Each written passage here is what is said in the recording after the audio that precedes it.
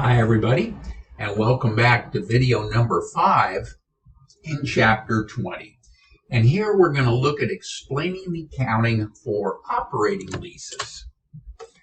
Lessee accounting for operating leases.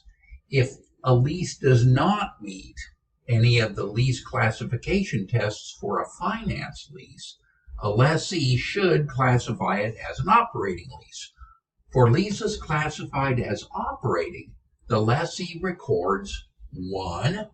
A right-of-use asset and lease liability at commencement of the lease, similar to the finance lease approach.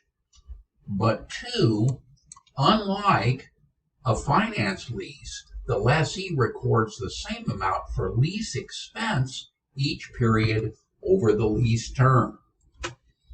So to illustrate this, let's take a look at Miso Robotics, the lessor, and McDonald's, the lessee.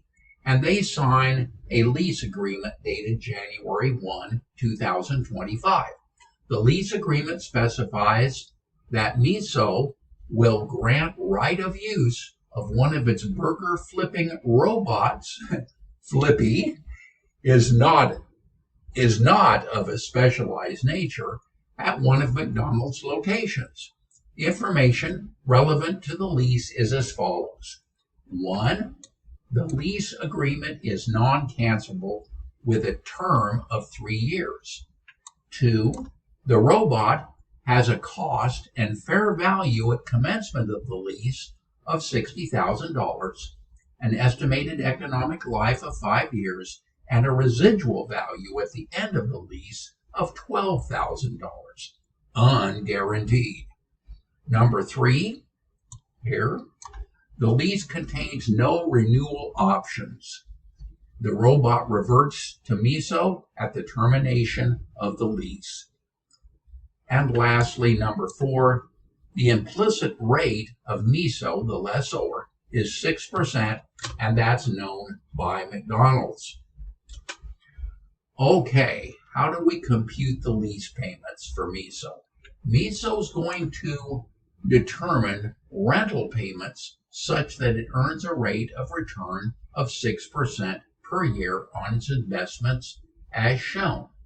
So, the fair value of the leased equipment is $60,000 as given in the problem, but we subtract out the present value of its residual value of $12,000 using the appropriate rate in the present value tables for 3 years and 6%. And so the amount to be recovered by the lessor through lease payments is going to be $49,924.56. So the 3 beginning of year lease payments to earn a 6% return, therefore, is going to be that $49,924.56 divided by the present value factor here of 2.83339, also in the present value tables. And that gives me $17,620.08. So, is this a lease or operating lease or financing lease? Test number 1, transfer of ownership test. The transfer of ownership does not occur. The asset reverts to Miso at the end of the lease. There is no purchase option in the lease. The lease term is 60%. That's 3 divided by 5 of the economic life of the asset, which is less than a major part of the life of the asset, or 75%. Number 4, the present value test, which we just calculated in the prior slide, is $49,924.56, which is 83% of the fair value of the compactor. Therefore, the lease does not meet the present value test. Okay. Now, the alternative use test As indicated, the equipment is not of a specialized nature and is not expected to have use to MISO and is expected to have use to MISO when returned at the end of the lease. So it's an operating lease because none of the finance lease tests are met. Okay, how do we record that operating lease? McDonald's is going to make the following entry on January 1, 2025 to record the operating lease. It'll debit right of use asset for $49,924.56 with a credit to lease liability for that same amount. In addition, McDonald's records the first payment on January 1, 2025 as follows, and it'll debit lease liability for $17,620.08 and credit cash for that same amount. Now, a lease amortization schedule for McDonald's will look like this. Here's our dates by year. Here's our annual lease payments here, the three of them, totaling $52,860.24. And then the interest on that liability is going to be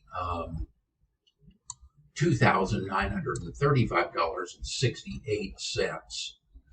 And we reduce the lease liability by $17,620.08 here, but that goes down as we pay down that lease. Okay. Now, the lease expense schedule, as we just went through, looks like this on a straight line basis. And interest, 6% on that liability. And that's going to result in the amortization of that right of use asset here, where we take 17,000 less the interest here. And the carrying value of the right of use asset is going to be the 15,000, I should say the $49,924.56 less the $15,681.81 here, etc., etc., etc. Okay. Now, as we record this lease expense from the lease expense schedule, we're going to take a look at McDonald's is going to make the following entry. Let me make sure I'm telling you the truth. Yes. Entry to record the lease expense in 2025.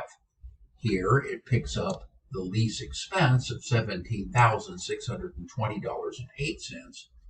It's going to credit the right of use asset, which will be that $17,620.08 less the interest, which will be $15,681.81.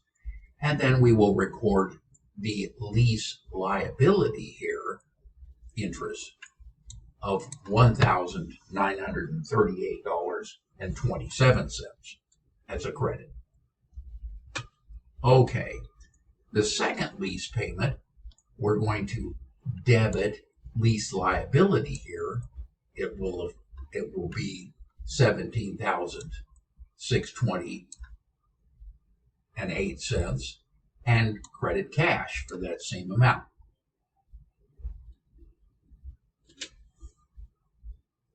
And then our lease expense at the end of 2026 will be that same lease expense here for $17,620.08, and the right of use asset will fall by $997.41 to $16,622.67, and the lease liability will be a credit to $997.41.